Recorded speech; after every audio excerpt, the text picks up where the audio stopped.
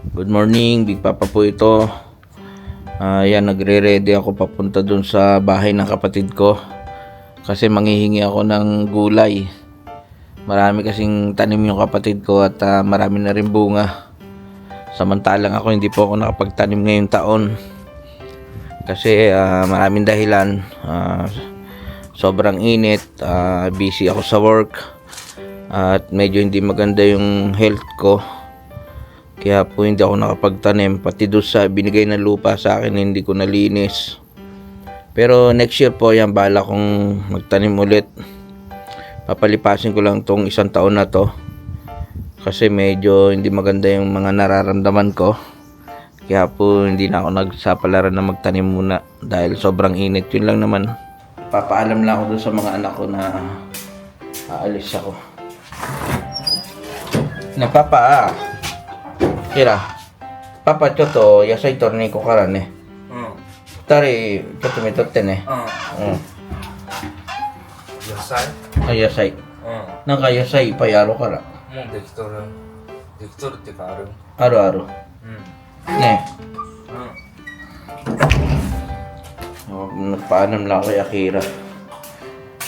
Ngayon di kami lumalayo ng bahay dahil dito kasi sa Japan ngayon merong advisory sa mga TV na mag-ingat kasi merong paparating na sabi nila mega quake. So sana hindi naman matuloy yun. Medyo nakakabahala rin syempre. Sabi nila every 30 years ba? Ganun para pagkakasabi ng mga anak ko.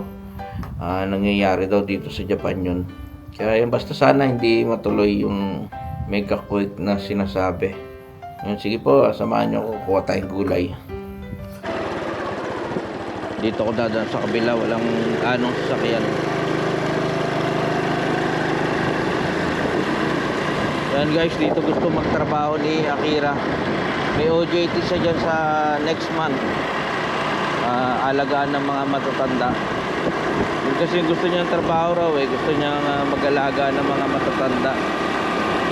So natutuwa naman ako kasi yun yung gusto niya. Unang-una makakatulong siya rito sa lugar namin.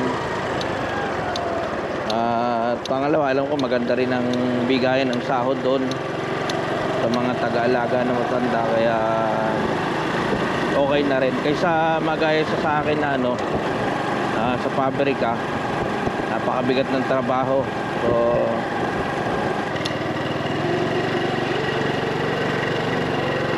yun yung bahay ng kapatid ko.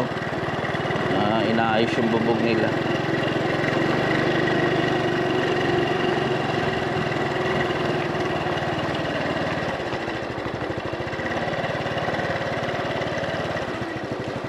Umalis yata sila.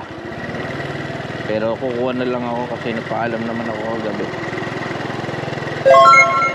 Yan guys, ang daming bunga ng talong. Kukuha lang ako ng ilang piraso. Yung mga talong nila, ayan. May mga malalaki. Sarap itorta yan. Dito mga talong dito matubig. Marami rin pala mga pima. Favorite ni Aichang to, tsaka ni Aira. Yan lalagyan ng giniling na baboy sa loob. Tapos tsaka ipiprito yun. Yun ang gustong gusto nila. Meron din silang ampalaya dito. Kunin ko may wagang basket.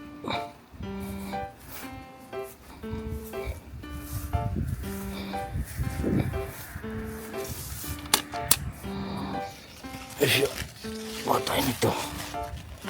Talong.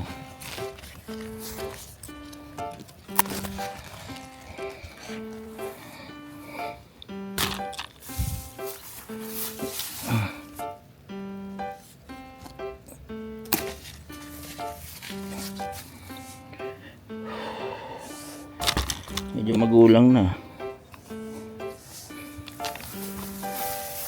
Kunin natin yung medyo magulang na. Masasayang lang.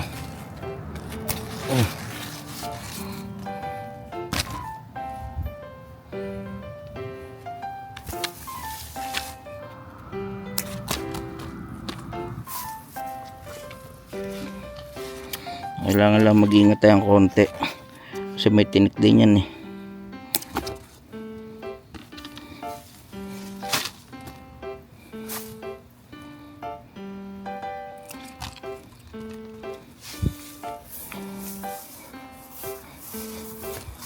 Itong piman dadamihan ko. Yan o. Malalaki. Ito. Kuha tayo malaki. Kasi papalamanan ko ng ito. Yan laki o.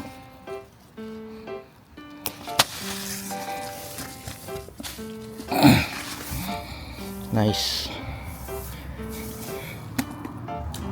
Maganda yung tanim ng kapatid ko. Isya.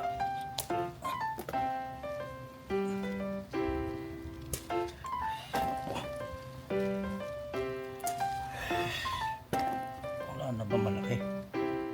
Baka masobra naman sa dami. Magtira tayo na medyo maliliit.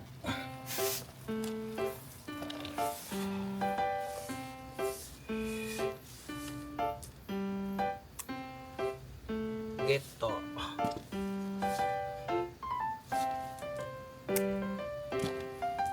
Marami rin beans, kaya lang hindi ako magluluto ngayon yan. Baka masayang lang pagka kinuha ngayon. Mahirap naman kumuha ng sobra-sobra, di ba? Tapos masasayang lang. Pwede na sa akin to. Yan, may mga sitaw din siyang tanim eh, oh. Kaya lang kukuha lang yata nila kaya maliliit pa.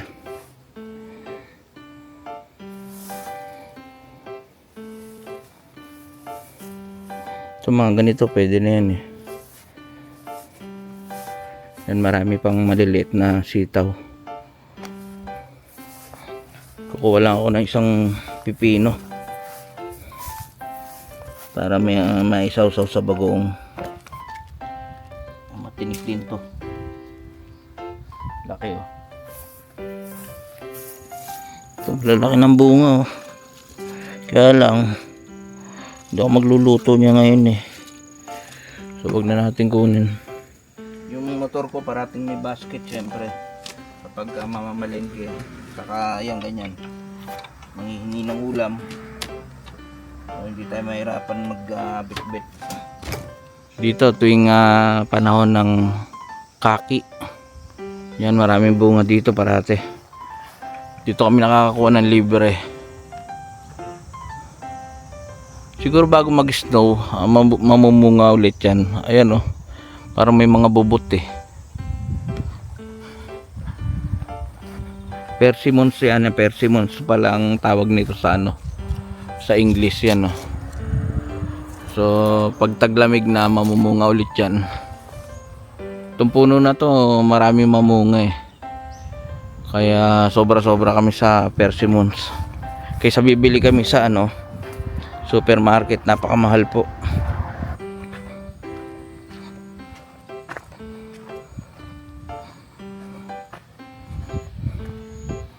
May mga tanim na kalabasa rito.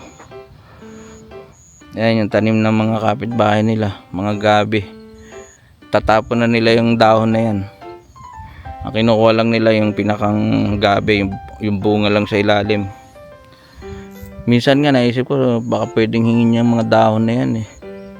Kasi tinatapon lang nila eh, sayang naman. Balik na tayo. Uy.